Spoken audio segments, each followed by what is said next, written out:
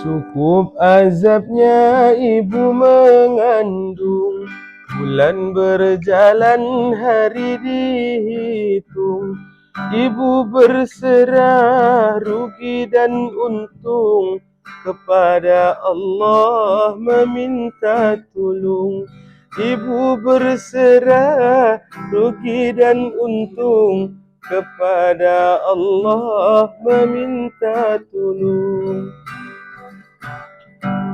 Cukuplah bulan dengan harinya, seorang putra dilahirkannya.